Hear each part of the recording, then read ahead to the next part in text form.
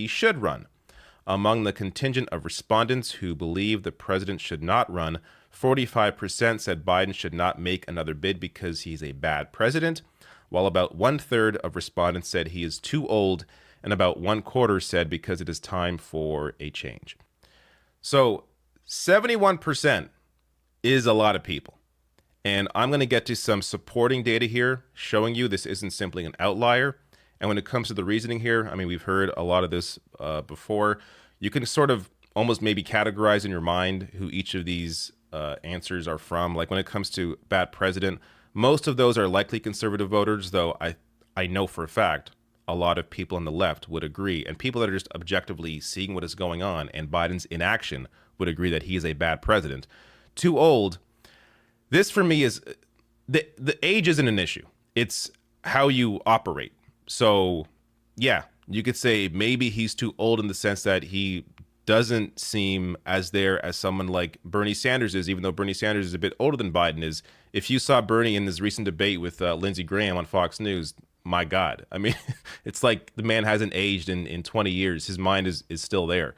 Biden simply is not the same guy he was 10 or, even 5 years ago in some cases. So, but that said, we've heard that reasoning before from people like even David Axelrod. So Obama's chief campaign strategist, here's a guy that, knows how to win elections. He is saying that Biden's age is a liability. And this is no progressive here. So when you even have people like David Axelrod, part of the Democratic establishment, pointing to Biden as a nominee being a potential issue, then you have to, as a voter, seriously consider maybe it's time to try and rally around somebody to primary Joe Biden. And this gets to the other data points as well here. So from 538, this is a piece from early in June. Americans are unusually lukewarm about a second Biden term.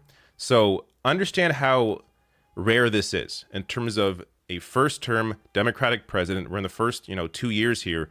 And already voters, including a majority, as I'll get to, a majority of Democratic voters want somebody else. This is an issue. So they go on to right here. A Wall Street Journal poll conducted from March 2nd to 7th found that more than half, 52% of registered voters don't think he'll run again, while only 29% think he will, 19% were unsure. A second Biden run isn't that popular either. According to an AP NORC poll conducted from Jan 13th to 18th, 70% of Americans don't want the president to run in 2024. Even Democrats are lukewarm about the idea. A CNN SSRS poll conducted from January 10th to February 6th found that slightly more than half, 51% of registered Democrats and Democratic-leaning independents wanted a candidate other than Biden. So to already have this, and if you go on to read this piece, they say this is essentially unprecedented to have this low level of support from even their own party's voters in the first 2 years. This is a big deal. This is a reason to worry, and this is a reason to prep now for a robust primary challenge so that by the time, the general election rolls around, that the party and the media are already prepped to have somebody in place of Joe Biden. Now, also worth noting here from this poll, I'm going to show you the differences. So this Harvard, the same poll, found that the president has an overall approval rating of 38%. Compare that to March 2nd, 2021, exact same pollster. Biden had a 61% approval rating. So 38 now was 61. This is back when they were in the process of passing the American Rescue Plan. Democrats were also in the process of the second Trump impeachment. So you had Democrats at that point in the first month of Biden's presidency, actually, you could argue somewhat fighting for something, fighting Republicans, fighting to actually pass something. And then since then, it's been completely downhill. Biden unwilling to even fight his own party, people like Manchin, Sinema, when it comes to passing his own agenda. What do you expect voters to do? They see an incredibly weak president, not even willing to fight Republicans with your own power when it comes to what they've just done in terms of overturning Roe v. Wade. And I've covered, again, what Biden could be doing with his own power, executive power on that. So what do you expect voters to think? They want someone different because they are not seeing someone that is even willing to fight Republicans. Now we get to Mr. Donald Trump, which of course does not fare much better. So a majority of respondents, 61%, also say former President Trump should not run for the White House in 2024. 39% of respondents said the former president should run again. Among the respondents polled who believe Trump should not make another bid, 36% said Trump was erratic, 33% said he would divide the country, and 30% said he was responsible for Jan 6, when a mob of pro-Trump supporters ransacked the Capitol. And yes, we all know what happened. So I wonder if there was a response for all the above, because he applies to all of them. But in terms of Trump, this is the guy, out of these two, Biden or Trump, I don't think Trump's going to be the nominee in 2024. Biden, for me, is still a toss-up. I think based on the way the Democratic Party normally operates, the way the media around them normally operates, that it's going to be hard to challenge Biden unless Democrats are actually willing to challenge sitting power within their own party, and they are rarely ever willing to actually do that. But when it comes to Republicans, they have no problem just moving on. So, uprooting what people assumed was going to happen. So, we saw that with 2016. It was going to be Jeb Bush in 2016.